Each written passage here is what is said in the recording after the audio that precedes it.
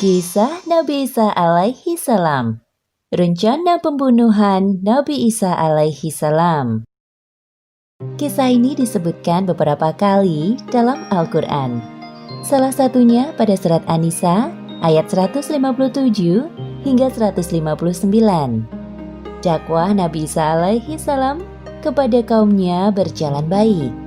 Terbukti bahwa pengikut Nabi Isa semakin bertambah dengan bantuan dari Hawariyun.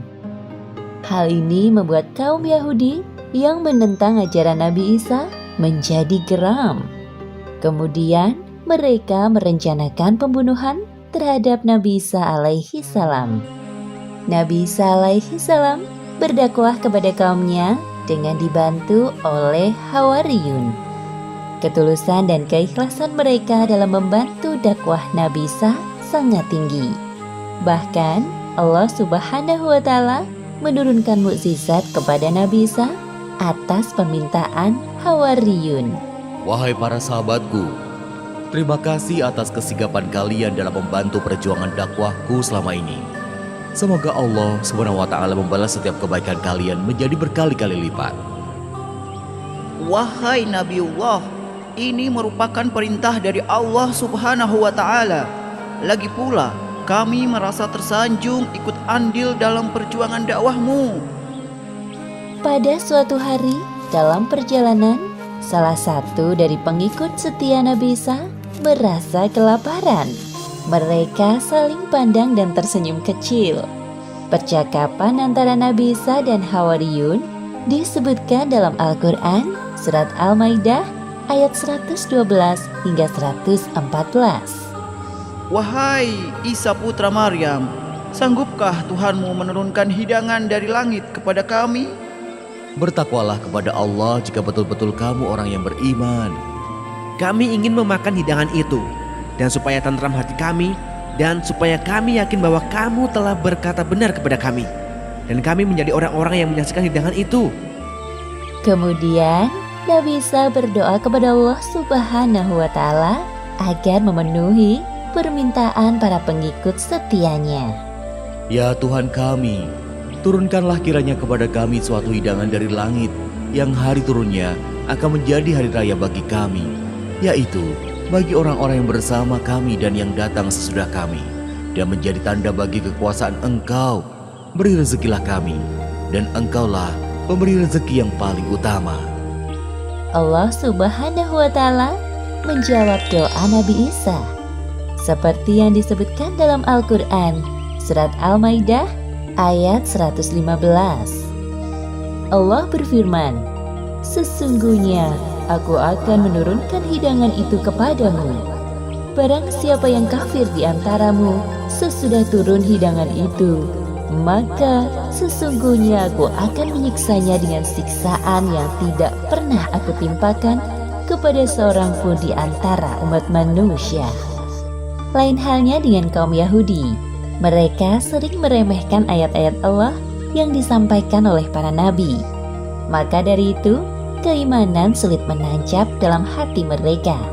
Maka saat datang Nabi Isa menyampaikan ajaran kebenaran, mereka memusuhinya. Wahai saudaraku, lihatlah pengikut Isa sekarang makin bertambah banyak. Bisa-bisa murid-murid kita diambilnya pula.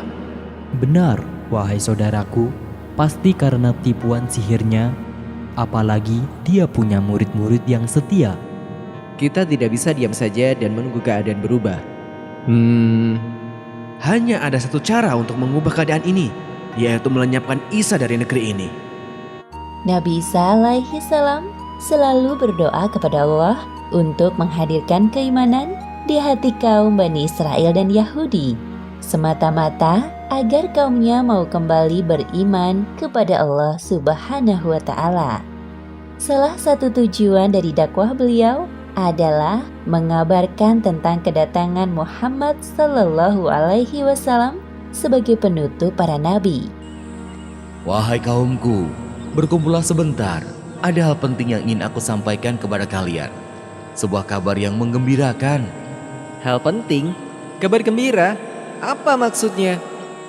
Orang-orang yang awalnya tidak peduli berbalik mendekati Nabi Isa. Mereka penasaran dengan kabar yang akan disampaikan Nabi Isa. Kabar gembira apa, wahai Isa? Cepat katakan, jangan membuang-buang waktu kami. Iya, cepatlah katakan sekarang. Wahai kaumku, cepat atau lambat, kelak saat ajal tiba, aku akan meninggalkan kalian. Aku tidak ingin kalian menjadi kaum yang zalim selama-lamanya. Hal penting yang ingin aku sampaikan ini adalah tentang Rasul penerusku. Beliau adalah Rasul penutup para nabi. Maksudmu Rasul terakhir? Iya benar, namanya Ahmad atau Muhammad. Dia lahir di daerah yang tumbuh banyak pohon kurma. Apa? Tidak mungkin. Kenapa tidak di sini? Dari keturunan bangsa kita. Omong kosong dengan semua itu. Wahai Isa, kami tidak percaya perkataanmu sedikit pun. Apakah engkau ingin memecah belah bangsa kami dengan mengatakan hal itu? Wahai Isa, kita ini Bani Israel, bangsa terbaik dari yang terbaik. Sudah, mari kita bubar. Ternyata benar dugaanku. Isa hanya membuang-buang waktu kita saja. Wahai kaumku, semua yang aku sampaikan ini adalah... Belum sempat Nabi Isa menyelesaikan perkataannya, kaumnya pergi. Wahai kaumku, bersikap lemah lembutlah kalian terhadap sesamamu. Jangan sekali-kali kalian menindas orang yang tidak bersalah. Sesungguhnya, ajaran Allah sangat membenci kekerasan terhadap semua makhluknya. Bicara apa sih dia? Mengganggu pekerjaan kita saja. Ajaran Nabi Isa yang ditentang oleh kaum Yahudi adalah tentang riba, yakni mendapatkan tambahan keuntungan dengan cara yang curang. Seperti yang disebutkan dalam Al-Quran surat An-Nisa ayat 161. Dan disebabkan mereka memakan riba, padahal sesungguhnya mereka telah dilarang daripadanya. Dan karena mereka memakan harta orang dengan jalan yang batil. Pada masa itu, sekitar tahun 63 sebelum Masehi, negeri Palestina berada di bawah kekuasaan Romawi yang kejam. Setiap orang yang melakukan pemberontakan terhadap kerajaan akan dijatuhi hukuman salib. Sementara itu, beberapa orang Yahudi sedang berdiskusi untuk melenyapkan Nabi Isa alaihi salam yang dirasa mereka telah banyak bertingkah. Wahai saudaraku, ajaran Isa benar-benar telah merugikan kaum kita. Betapa tidak, apa-apa dilarang. Kalau begini caranya, semakin sempit ruang gerak kita untuk berkuasa. Benar sekali yang engkau katakan. Wahai saudaraku, sekarang para pendeta risau dengan keberadaan Isa. Karena kehadiran Isa telah mengusik ketenangan hidup kita, maka sekarang saatnya kita melenyapkannya dari negeri ini. Mereka berpikir untuk membunuh Nabi Isa dengan cara menghasut pihak kerajaan.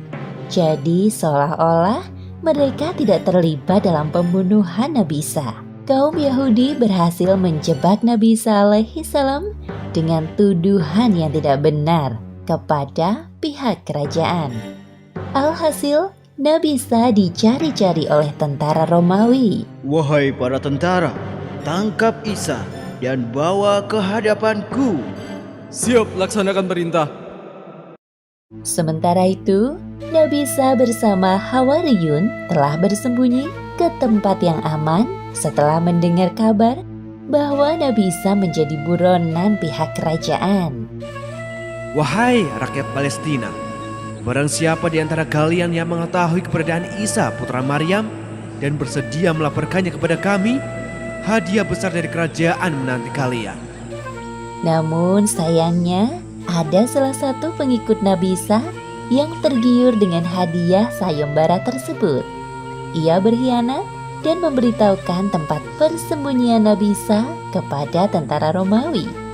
Sebelum tentara Romawi mendatangi tempat persembunyian Nabi Isa, Allah Subhanahu wa Ta'ala telah menyelamatkan Nabi Isa. Seperti yang disebutkan dalam Al-Quran, surat An-Nisa ayat 158. Tetapi yang sebenarnya Allah telah mengangkat Isa kepadanya. Wahai Isa, keluarlah dari persembunyianmu. Engkau telah terkepung. Engkau tidak bisa lari lagi dari kami. Di mana Isa? Cepat katakan. Aku tidak tahu apa-apa tentang Isa. Hei, dia itu Isa. Hah? Kau Isa rupanya. Demi Tuhan, aku bukan Isa. Kalian salah orang. Sudah, bawa saja dia. Akhirnya, tentara Romawi membawa Yudas Iskariot yang wajahnya telah diserupakan oleh Allah seperti Nabi Isa dan menyalibnya. Seperti yang disebutkan dalam Al-Quran, surat An-Nisa ayat 157. Dan karena ucapan mereka, sesungguhnya kami telah membunuh Al-Masih, Isa putra Maryam, Rasul Allah, padahal mereka tidak membunuhnya dan tidak pula menyalibnya, tetapi yang mereka bunuh ialah orang yang diserupakan dengan Isa bagi mereka. Demikianlah akhir kisah rencana pembunuhan Nabi Isa alaihi salam. Hikmah yang dapat kita ambil dari kisah ini diantaranya: pertama, jangan bersikap sombong atas kelebihan yang kita miliki, karena semua itu hanya titipan dari Allah dan bisa saja dengan mudah diambil olehnya. Kedua, hendaknya kita bersikap lemah lembut kepada sesama muslim, karena Allah merahmati orang-orang yang bersikap lemah lembut. Dan ketiga, hendaknya kita sebagai sesama muslim menghindarkan diri dari sifat khianat, selain merugikan diri sendiri, juga orang lain. Apalagi salah satu ciri orang munafik adalah apabila dipercaya, dia berkhianat. Wallahu a'lam bishawab.